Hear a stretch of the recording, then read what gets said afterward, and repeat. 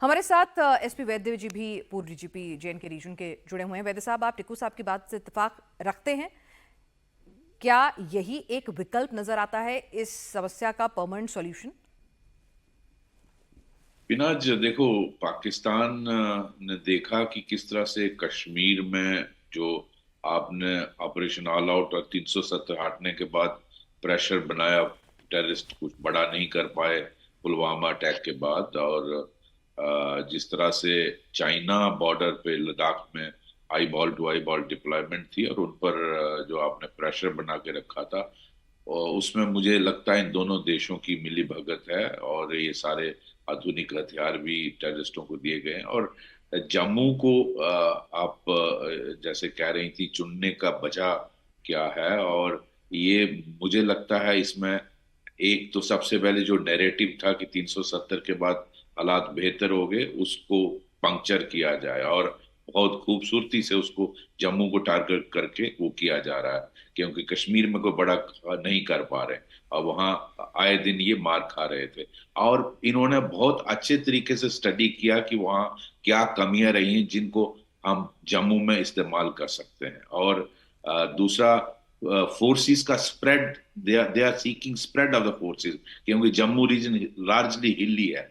Forces को आप deploy, hills जो है वो ऑब्जर्व करती हैं ट्रूप्स को, आप वहां एक बटालियन से गुजारा नहीं कर सकते। तो फोर्सेस का आप यू आर सीकिंग स्प्रेड, आप प्रेशर ईज कर रहे हो कश्मीर में और लद्दाख इंडो चाइना बॉर्डर पे, और इस नैरेटिव को काउंटर करने के लिए तो पाकिस्तान की पॉलिसी बहुत क्लियर है। अच्छा, जम्मू रीजन में लार्जली पीर पंचाल रेंज है, हिली एरिया है, कश्मीर प्लेन एरिया है, और यहाँ एडवांटेज है टेरेन का, आपको कनेक्टिविटी बहुत कम है। एक गांव कश्मीर में हर गांव कनेक्टेड है रोड से, आप विद इन मिनट्स पहुंच सकते हो किसी भी जगह। यहाँ आपको घंटों पहाड़ पे चलना है आपको एक गांव से दूसरे गांव में जाने के लिए, तो ये टेरेन का इतना एडवांटेज है। तो ये सारी चीजें देखकर आई थिंक बहुत वेल थॉट आउट ये प्लान किया गया, और किस तरह से पिछले 1.5-2 साल से पहले रजौरी पुंछ जी। शुरू किया और ये किया। तो पाकिस्तान की इंटेंशंस में हमें हमें इसके लिए कंप्रिहेंसिव पॉलिसी, जैसे जनरल साहब कह रहे थे, मैं समझता हूँ उसकी जरूरत है। मल्टी फ्रंट पे इसको डील करना पड़ेगा, सिर्फ एक चीज पे नहीं। और इसको पहले ये देखना होगा कि हम इनका इन्फिल्ट्रेशन को और मुश्किल कैसे कर सकते हैं। हालांकि मुश्किल है, मैं जब मानता हूँ the LOC area is very very जी। difficult. I have personally gone, हमारे जनरल साहब सभी गए होंगे, तो बहुत डिफिकल्ट है। लेकिन उसको और कैसे हम मजबूत और इनके लिए मुश्किल कर सकते हैं, वो एक चीज देखनी पड़ेगी।